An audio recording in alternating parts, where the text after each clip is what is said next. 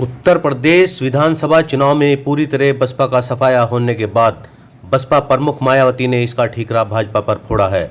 उन्होंने कहा है कि बीजेपी ने उनकी पार्टी को कमजोर करने के लिए उत्तर प्रदेश विधानसभा चुनाव के दौरान उनके समर्थकों के बीच में जाकर प्रचार किया कि राज्य में भाजपा की सरकार बनने पर सुश्री मायावती को राष्ट्रपति बनाया जाएगा।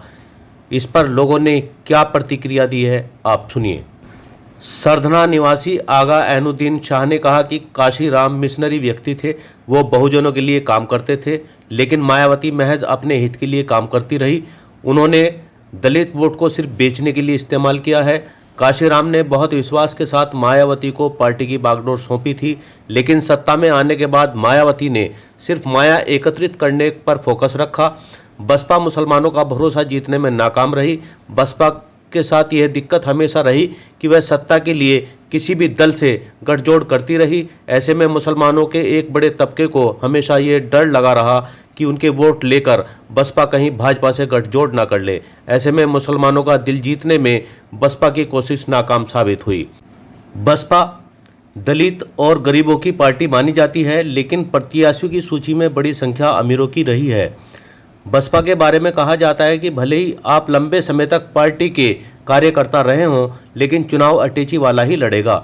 ऐसे में लंबे समय से जुड़े पार्टी कार्यकर्ताओं का उत्साह खत्म हो गया।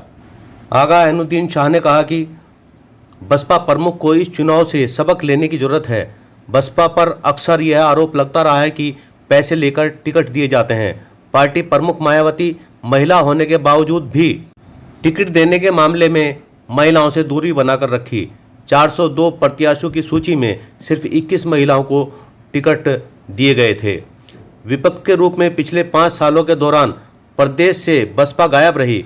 खुद मायावती प्रदेश के बड़े से बड़े मामले पर चुप्पी साधे रही। उनकी पार्टी के ज़्यादातर नेताओं को बोलने की इजाज़त नहीं है। ऐसे में विपक्ष के रूप में बसपा को अपनी भूमिका के लिए लोकसभा चुनाव से सबक मिल चुका था, लेकिन बसपा ने उससे कोई सीख नहीं ली है। सही खबर से साजिद कुरैशी। जी, मेरा नाम ऐनुद्दीन शाह है और मैं सरधने का बाशिंदा हूँ। पिछले 3-4 रोज़ से पूर्व मुख्यमंत्री उत्तर प्रदेश सुश्री मायावती जी बयानबाजी कर रही हैं कि पहले तो जो है बीजेपी को जिताने में मुसलमान जिम्मेदार है।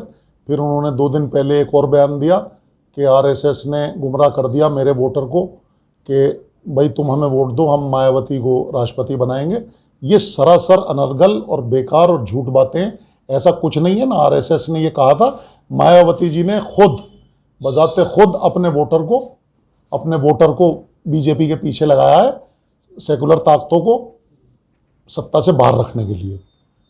और मायावती जी जो मुस्लिम परस्ती की और मुस्लिम्स की बात करती हैं, मेरा मशवरा है, वो 4 बार की मुख्यमंत्री रही हैं, मेरा उन्हें बहुत छोटा सा मशवरा है कि इस टाइप की बातें आप न करके, क्योंकि हम जानते हैं आपके बारे में।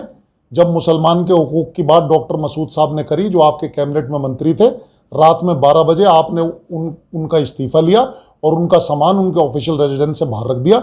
इस तरह की बातें मत करिए आपने सिर्फ पूरा संगठन जो मान्यवर काशीराम जी खड़ा करके आपको दे गए थे, आपको उत्तराधिकारी बना गए थे, आपने वो बेच के बिल्कुल सड़क पे ला दिया। आपने अपनी कम्युनिटी को बेचा है, पैसे लेके बेचा है, इसलिए आपकी कम्युनिटी आपसे बेजार होके और वो दूसरी जगह गई है। और आपका हाथ है इसमें। अब आपको सड़क पे आना पड़ेगा, अपनी पॉलिसी बदलनी पड़ेगी, जब ही जो आपका वोट बैंक है आपके पास आएगा। आपसे फिर मैं गुजारिश करना चाहता हूं, आप बहुत बड़ी हस्ती हैं, आप मुसलमानों पे बहुतान न लगाएं बिल्कुल भी। और आप जो 3 बार मुख्यमंत्री बनी है, 4 बार मुख्यमंत्री बनी है इस प्रदेश की, उसमें मुसलमान ही आपको बनाने वाला था। ये बेकार की बातें न करें, इससे समाज में आपके प्रति जो अभी रोष है ये और बढ़ेगा और आइंदा के लिए आपकी पॉलिटिकल डेथ हो जाएगी। कौन होता हूं ये कहने वाला कि मायावती जी को राष्ट्रपति बन जाना चाहिए? भाई मायावती जी के पास संख्या बल होगा तो वो राष्ट्रपति बन जाएंगी। मैं नहीं समझता कि उन्हें कोई राष्ट्रपति बनाएगा। और अगर वो कैपेबल होती तो अब तक वो इस मुल्क की प्राइम मिनिस्टर भी बन गई होती। लेकिन उन्होंने सिर्फ और सिर्फ अपनी कम्युनिटी को बेचने का काम किया। वोट के बदले में लोगों से पैसे लिए, करोड़ों रुपए लिए, और उसका ना कोई हिसाब है ना कोई किताब है। उनका एटीट्यूड, उनका अहंकार उनको यहां तक लेके आया है। और अगर यही रहा तो इससे भी बुरी गत बनेगी उनकी। जय हिंद, जय भारत।